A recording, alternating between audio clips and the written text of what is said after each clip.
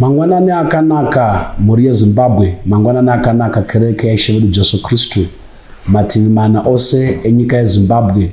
Ndinokwazisai muzita raIshe Jesu Kristu. Ndini wenyu Reverend Amon D. Madao, Bishop wa Apostolic Faith Mission in Zimbabwe. Ndinouya kwamuri neshoko raMwari panguva iyoyi yandatenderwa naShe kuti tiwane mukana wakanaka wokugoverana shoko. Regai ndinamate tisati tapinda mushoko raMwari. Baba, muzita raJesu, burukirai pamusoro peshoko renyu muri zodze nesimba neupenyu. Baba, riuye nesimba raro, riuye nenyasha dzaro, rikomborere vatereri, rinatse nekubata mwoyo. Baba, rizvuvire vazhinji kuruponeso. Kereke yenyu ngaitirwe zvakanaka muZimbabwe. Vatsvene vose vanokunamatai nevanotenda kwamuri Baba, vaitirwe zvakanaka. Nyika yekwedu itirwe zvakanaka Baba, ikomborerwe, irangarirwe nemi, irwirwe kuhondo dzose, zvirwere, mhepo nemweya yetsvina. Satani ashayiswe simba munyika yekwedu. Ndokoromora ushe hwake neumambo hwake. Ndosimudza mureza waJesu pamusoro penyika ino. Chiedza chaMwari nokubwinya kwaMwari neivhangeri yaJesu ibate pamusoro penyika yedu. Ndanamata nokutenda muzita raJesu Kristu. Amen. Mangwanani ano ndoda kuti tigoverane kubva kuna vaGalatia chapter number 6 pa verse 14. Tsamba ya Paul kuvaGalatia chapter number 6 verse 14. Asi kana ndiri ini ngandirege kutongozvirumbidza napaduku, asi bedzi mumuchinjikwa waShe wedu Jesu Kristu. Naye nyika yakaroverwa pamuchinjikwa kwandiri, neni ndakaroverwa kunyika. Mwari aropafadze kuverengwa nekushumirwa nokuteererwa kweshoko rake muzita raJesu. Mangwanani ano ndoda kutaura pamusoro wenyaya unoti iwo kuzvirumbidza nomuchinjikwa waKristu. Kuzvirumbidza nomuchinjikwa waKristu. Paul unonyorera vaGalatia, kereke yavaGalatia yave kereke yakanga ine vanhu vakanga vakasangana, vaJudha navahedheni. Vahedheni munhu wese asiri muJudha, asi vazhinji vacho vakanga vari maJudha. Vanhu ava ukaverenga pana chapter number 3, Paul achivatsiura unoti ivo vaGalatia vokusafunga. Ndianiko akakuroyai? Pamberi penyu Kristu Jesu wakaiswa pachena, akaroverwa pamuchinjikwa. Asi makurumidza sei kubva paari muchida kudzokera kumurayiro? Dambudziko revanhu ava raive rokuti mushure mekunge vatenda kuna Kristu, mharidzo yomuchinjikwa yaparidzwa, vaivhenganisa muchinjikwa nomurayiro waMozisi, vovhenganisa muchinjikwa nomurayiro. Nhasi vari mukutenda kuna Kristu, mangwana vari kutevera murayiro waMozisi. Paul unovatsiura, ukaverenga magwaro ose, Paul achinyora tsamba iyi waigadzirisa nyaya iyoyo. Asi inini mangwanani ano ndiri kutaura pamusoro pekuzvirumbidza nomuchinjikwa waKristu Jesu. Kuzvirumbidza, vara rechirungu unotaura papo rinonzi boasting in the cross of Christ. Boasting in the cross of Christ. Chinhu chinonzi munhu chakaberekwa chiri chisikwa chinozvirumbidza. Kuzvirumbidza kuri mumasikirwo akaitwa munhu. Kuzvirumbidza kuri muDNA yomunhu. Kuzvirumbidza kuri mudesign yomunhu.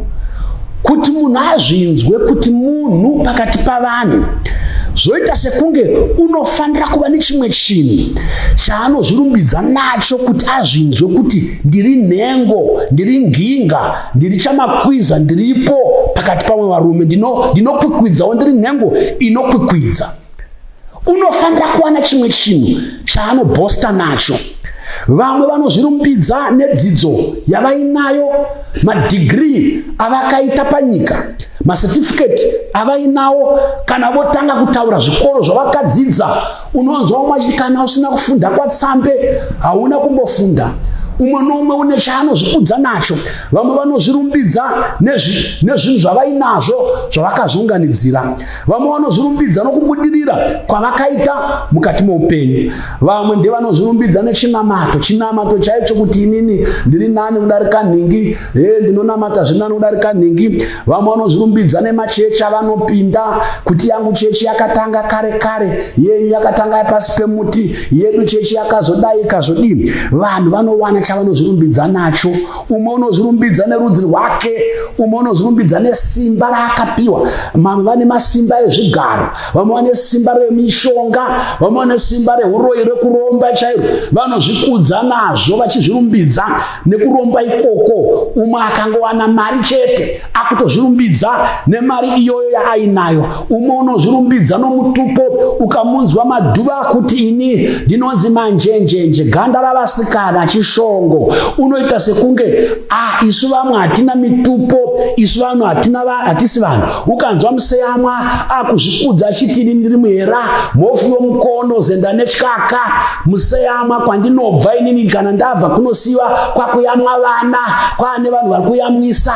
Kuzvikudza nezvinhu zvisina maturo, kuzvikudza nezvisina basa. Umwe unozvikudza achizvirumbidza nekudiwa navasikana, umwe unozvirumbidza nokudiwa navarume, umwe unozvirumbidza nezvaanogona.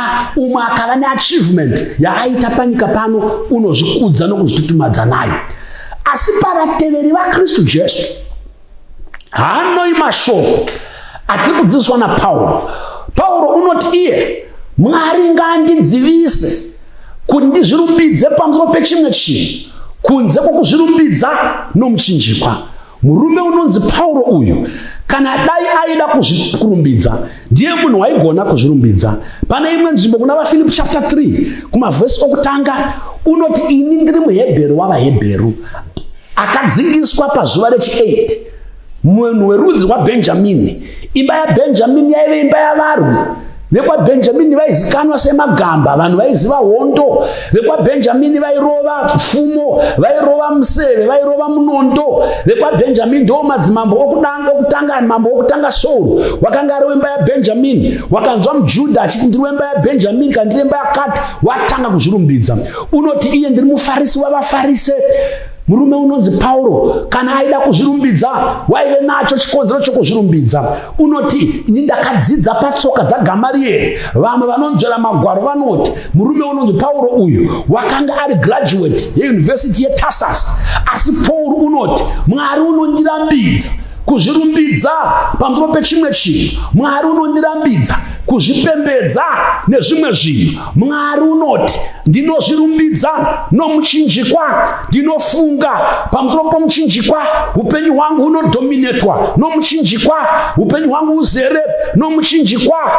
Muchinjikwa kuna Pauro wakanga uri senta yokutenda kwake. Muchinjikwa kuna Pauro wakanga uri senta youpenyu hwake. Kuna Pauro muchinjikwa waive senta yeministry yake. Muchinjikwa waive theme yomharidzo yake. Vana baba nana mai, vakomana nevasikana, ngatiregei kuzvirumbidza nezvinhu zvisina maturo zvinopfuura. Ngatizvirumbidzei nomuchinjikwa. Kune vanotenda nevanonamata Mwari, zvirumbidze nokuda kwemuchinjikwa. Rega nditaure zvakare ndichiti kuna Jesu muchinjikwa wakanga uri central kuupenyu hwaJesu. Muchinjikwa wakanga uri chikosha muupenyu hwaJesu, nekuti Jesu achiuya panyika panapa wakauya achivinga kuzofa.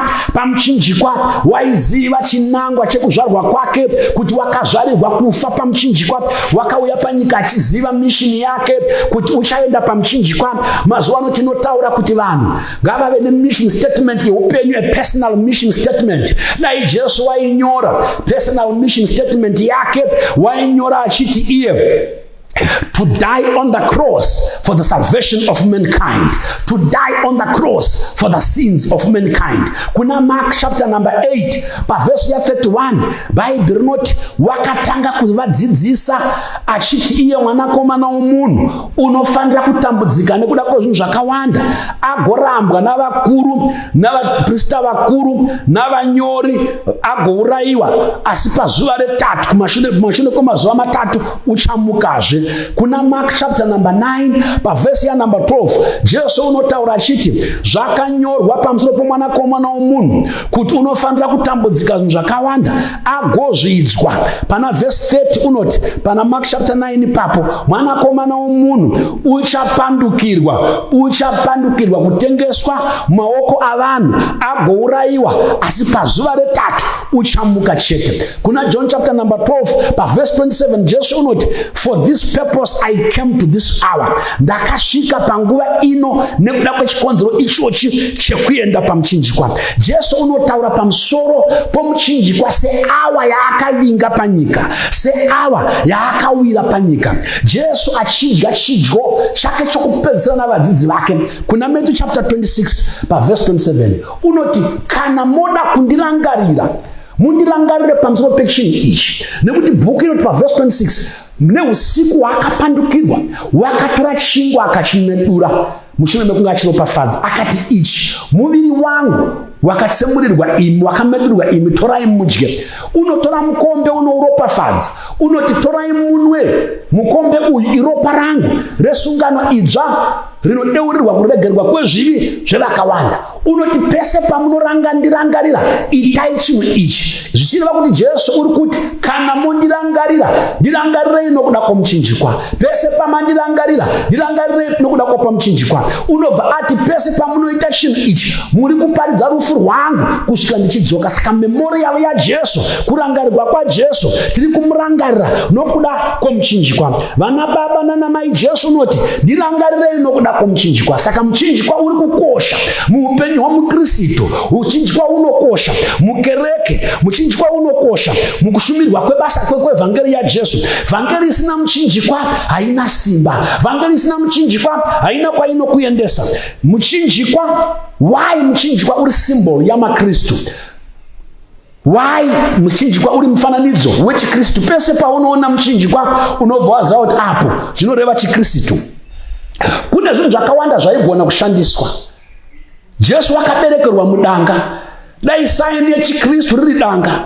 Jesu akanga ari kapenta, dai saini yechikristu iri chizere nenyundo. Asi chechi yakasadzwa kuti muchinjikwa uve symbol yechikristu. Jesu akamboparidza ari pabhoti, akaita minana ari pabhoti, asi chechi haina kusarudza bhoti chikepe kuti chive symbol yechikristu. Jesu akatora tauro akazvimonera nayo akageza tsoka dzavadzidzi vake kuna John chapter 13 achidya navo chidyo chokupedzisira. Asi chikristu, makristu haana kutora tauro ikava symbol yechikristu. Jesu akaenda muguva raakamuka after 3 days, asi chikristu nhasi hachina kutora guva rikava symbol yechikristu. Pazuva rePentecost moto wakaburuka, asi chikristu hachina kutora moto kuti uve symbol yechikristu. Zuva raakabhabhatidzwa Jesu, Bhaibheri kuti mweya mutsvene wakaburuka senjiva, asi chikristu hachina kutora njiva ikava symbol yechikristu. Symbol yechikristu muchinjikwa. We are talking about glorying in the cross, boasting in the cross, being rooted in the cross. Jesu ugere paruoko rworudyi pachigaro chaMwari chine simba, paruoko rworudyi rwaBaba, asi hatina, makristu haana kutora chigaro chaMwari ichocho chigere Kristu chikava symbol yechikristu. Asi ukatarisa nhasi machechi akawanda azere muchinjikwa. Pese pane vana vaMwari pane muchinjikwa, pakrau dzamapostori pane muchinjikwa, manecklace mamwe anopfekwa nemadzimai echikristu nevakristu ane muchinjikwa, mama-earring ane muchinjikwa, pamakuva mazhinji evanotenda chikristu vavigwa nomuto wechikristu pane muchinjikwa. Why? Nemhaka yekuti chikristu, chitendero chevakristu, chitendero chaJesu wakaroverwa pamuchinjikwa. It is because the Christian faith is the faith of Christ who was crucified. Jesu watinotenda wakaroverwa pamuchinjikwa. Mambo wekereke, musoro wekereke wakaroverwa pamuchinjikwa, muridzi wekereke wakaroverwa pamuchinjikwa. Saka Paul achiti ndinofanira kuzvipembedza pamuchinjikwa. Handina chimwe chinhu chandinozvipembedza nacho, hapana chimwe chandinozvirumbidza nacho. Chakosha kwandiri muchinjikwa, nekuti muchinjikwa uyu wakakosha kuna Jesu. Jesu wakazvipembedza nokuda kwawo. The cross was central in the life of Jesus. The cross was central in the life of the apostle Paul. Muchinjikwa ndiyo theme yeBhayibheri from Genesis to Revelation. Muchinjikwa ndiwo musoro wenyaya uri mushoko raMwari. Kana chitarisa shoko raMwari kune magwaro akanyorwa, kune nyaya dzakataurwa pamusoro pemuchinjikwa. PaRoma chapter 5 verse number 8 inoti Mwari wakaratidza rudo rwake pakuti tiri vatadzi Jesu Kristu wakatifira pamuchinjikwa. VaKorinte chapter 15 vokutanga verse 3 ndinokupai izvo zvandakapiwa pakutanga kuti Jesu Kristu wakafa achifira zvivi zvedu pamuchinjikwa sezvo zvakanyorwa mumagwaro. VaGalatia 1 verse number 4 wakazvipa nokuda kwezvivi zvedu. VaEfeso 1 verse 7 maari takawana kudzikinurwa kuburikidza neropa rake nekuregererwa kwezvivi. Aya magwaro anotiratidza. VaHebrew 10 verse 19 tinopinda with confidence munzvimbo tsvene-tsvene nekuda kweropa raJesu. Hatipindi munzvimbo tsvene-tsvene nekuda kwekugona kwedu kana kururama kwedu kana kukwana kwedu. Tinopinda nokuda kweropa rakadeuka pamuchinjikwa. Bible shoko raMwari kuna VaKorinte vechipiri 5 verse 19 roti Mwari wakanga ari muna Kristu pamuchinjikwa achiyananisa nyika naye asingaiverengeri zvakaipa zvayo. Nazvino Mwari wakapa nyika shoko rokuyanana, nesuwo takapiwa ushumiri hwekuyanana. PaVerse 20 tinoti uyai muyanane naMwari wenyu, tinokunyengetedzai, yananai naMwari. VaRoma 5 verse number 10 inoti tiri vavengi vake wakatiyananisa naye kuburikidza norufu rwomwanakomana wake. Regai ndikutaurirei vakomana nevasikana, Jesu haana kufa achiurayiwa neTB, Jesu haana kufa achiurayiwa neshuga, haana kufa achiurayiwa nemedha, haana kufa necar accident, haana kufa neCovid-19, haana kufa neHIV. Jesu wakafa achiroverwa pamuchinjikwa. Ngazvizikanwe nhasi kuti muchinjikwa unokosha kuna Kristu, unokosha kunyange kudenga. Ukaverenga shoko raMwari kuna zvakazarurwa, nziyo ichaimbwa, inziyo yegwayana rakabayiwa nokuda kwenyika, inziyo yegwayana rakabayiwa nekuda kwezvivi zvedu. Johani 3 verse 16 na 17 Mwari wakada nyika nokudaro wakapa mwanakomana wake akazvarwa ari oga kuti ani nani unotenda kwaari arege kuparara asi ave noupenyu usingaperi, arege kufa ave noupenyu usingaperi. Mwari haadi kuti uparare, Mwari haadi kuti ufe.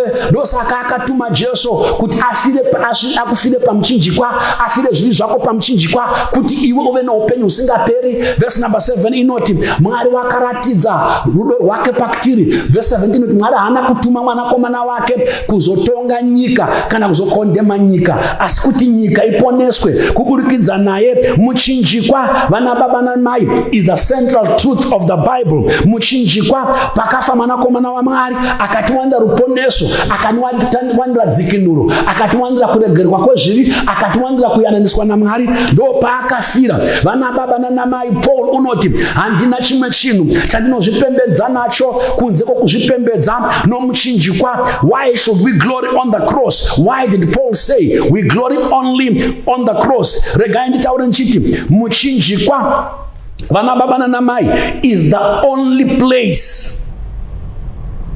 Ndeganditaure nchiti our acceptance by God is based on the cross.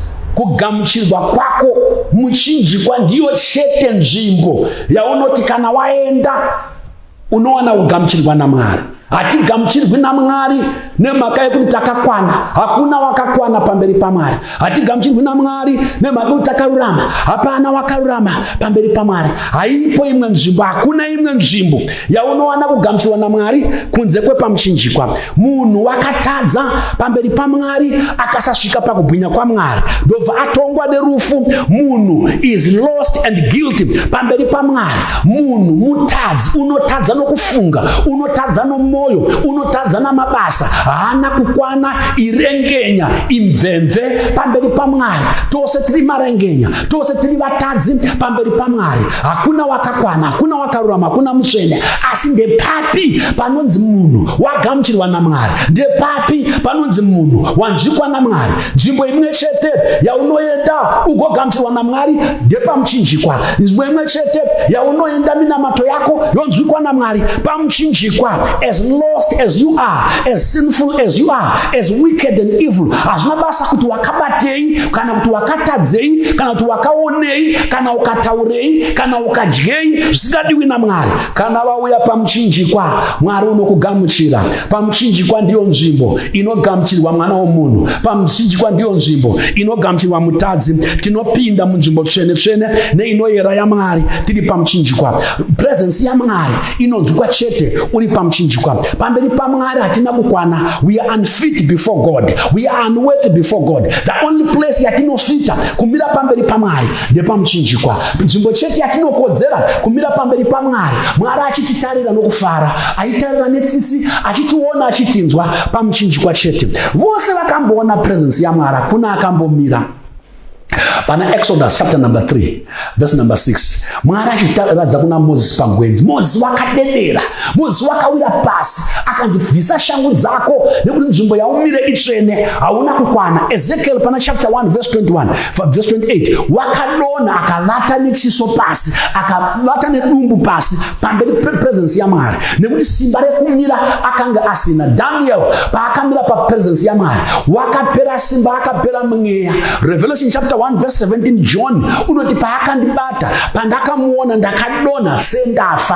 Hakuna munhu unogona kumira pamberi paMwari. Isaiah paakaona Mwari unoti ndine nhamo, ndakutofa ini nekuti ndaona Mwari. Asi pamuchinjikwa nhasi, iwe neni kunyange tiri vatadzi, iwe neni kunyange takakundikana, pamuchinjikwa tinomira Mwari achitigamuchira. Pamuchinjikwa tinowana simba rekumira pamberi paMwari. Pamuchinjikwa Jesu wakatora nzvimbo yangu, akatora nzvimbo yako. Pamuchinjikwa Jesu wakafa rufu rwako, akafa rufu rwangu. Pamuchinjikwa Jesu wakatora shamu yako neshamu yangu. Punishment yaifanira kunge iri yedu yakatorwa naJesu. Ndosaka vaRoma 6 verse 23 inoti mubayiro wechivi rufu, asi chipo chaMwari chapachena upenyu husingaperi hunowanikwa kuburikidza naKristu Jesu. Nomuchinjikwa nepamuchinjikwa Jesu wakavhura nzira yekuti iwe neni tigamuchirwe naMwari, iwe neni tigone kumira pamberi paMwari. Matthew chapter 27 verses 50 na 51, Jesu ari pamuchinjikwa unodaidzira,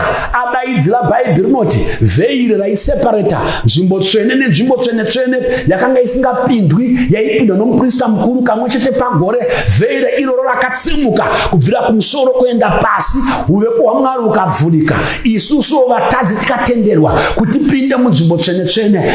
Kunyange wakabata chii wakutenderwa nekuda kwaJesu akatifira pamuchinjikwa. Zvinoreva kuti nzvimbo yekuenda mupresence yaMwari, nzira yekuenda mupresence yaMwari, iwe neni takupinda tisina kutya. Ndosaka vaHebrew chapter 4 verse 16 notiyo, pindai musingatyi munzvimbo tsvene-tsvene, nekuti mutadzi unotya, mutadzi unodedera, mutadzi hana chivindi. Ndosaka uchiona vanhu vazhinji havadi kuona panopadzwa shoko raMwari, havadi kuona zvechechi, vanotya, havana boldness. Asi vaHebrew 4 verse 16 noti uyai nekusatya, uyai neboldness, nekuti chigaro chokutonga pamuchinjikwa chakashanduka chikava chigaro chenyasha. Uyai muzowana nyasha, uyai muzowana kuregererwa, uyai muzowana kuyananiswa, uyai muzowana upenyu husingaperi, uyai muwane ukama naMwari. Pamakakundikana Jesu wakatigonera pamuchinjikwa. Nekuda kwomuchinjikwa, the throne of judgment has become the throne of grace. Ngatiuye kuna Jesu. Hatina chimwe chinhu chatinozvipembedza nacho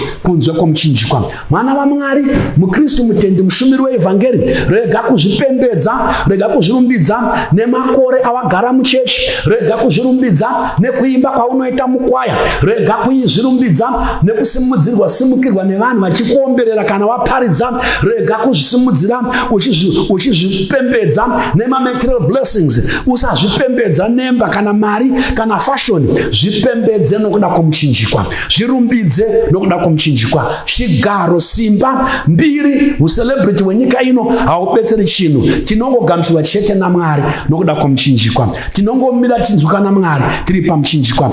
Our ground of acceptance is the cross. Our place of acceptance before God is the cross. Our place of approaching God and being accepted is the cross. Muchinjikwa unotienzanisa. Hakuna murombo, hakuna mufumi, hakuna wakafunda, hakuna usina kufunda, hakuna une mari neusina mari, hakuna unoshamisira. Pamuchinjikwa tose tiri vatadzi vanoponeswa nenyasha. Paul unoti handina chimwe chinhu chanozvipembedza nacho kunze kwomuchinjikwa. Handina chimwe chinhu chandinobosta nacho kunze kwomuchinjikwa. Vana vaMwari, ngatizivei kukosha kwomuchinjikwa pamharidzo dzedu, pachinamato chedu, paupenyu hwedu. Denga tinoripinda nokuda kwomuchinjikwa. Minamato yedu inonzwikwa nokuda kwomuchinjikwa. Mitsanyo yedu inogamuchirwa nokuda kwomuchinjikwa. Let us boast in the cross. Let us be established in the cross. Ngatimirei pamuchinjikwa, ngatigare pamuchinjikwa. Tinoimba tsitsi hedzi dzamira dzoka pai pamuchinjikwa. Kufunga kwedu kuri pamuchinjikwa, rudo rwedu ruri pamuchinjikwa, mhosva dzinoripwa pamuchinjikwa, ngozi dzinopera pamuchinjikwa. Bhaibheri rinoti matambudziko, zvirwere zvese zvinoremera vana vavanhu zvinoperera pamuchinjikwa. Hanzi ngoro dzakatarisa dzikashamisika dzichiona Mwari ava munhu achirembera pamuchinjikwa. Mharidzo yomuchinjikwa upenzi kune vanoparara, asi kwatiri tinoponeswa isimba raMwari. Let us boast in the cross. Ngatidyarwei pamuchinjikwa,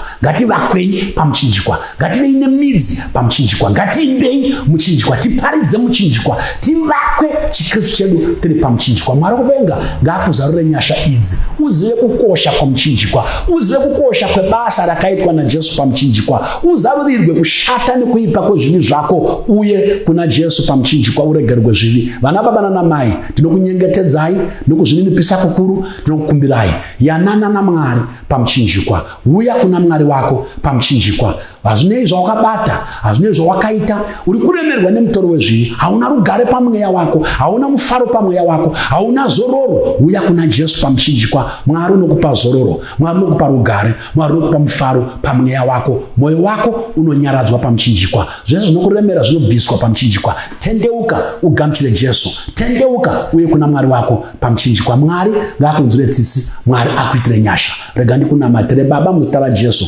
Ndokutendai nokuda kwomuchinjikwa, ndokutendai nokuda kwaJesu wakatifira, ndokutendai nokuda kweropa rakayerera ratakawana naro dzikinuro, tikawana kuyananiswa naMwari, tinowana kuregerwa kwezvivi zvatakaita nezvatinoita nezvatichaita. Basa rakapedzwa kare naJesu pamuchinjikwa. Komborerai vatereri, batai mwoyo, batai mweya, batai vakomana nevasikana, muvadzosere pamuchinjikwa. Baba, batai varume navakadzi, muvazvivire pamuchinjikwa. Nyasha dzenyu ngadzifambe muZimbabwe yose, dzizuvire vazhinji pamuchinjikwa, vawane ruponeso rwavo nokuregerwa kwezvivi zvavo. Ndanamata Baba, sunungurai vanhu venyu, komborerai vanhu venyu, rapai vanorwara, nyaradzai vanochema, ipai simba kune vasina simba, ipai tariro kune vasina tariro, chiedza kune vari murima. Ndanamatira vari kurwadziwa pamwoyo napandangaro, rapai panyama, rapai. Tukai chirwere cheCovid-19, tukai ushe hwadhiabhorosi munyika, rima rishayiswe simba, chiedza chenyu chipenye pamusoro penyika yeZimbabwe. Komborerai vatungamiri venyika yedu, muvape mufaro, rugare, uchenjeri nesimba, nekugona kutungamirira nyika yedu inatswe,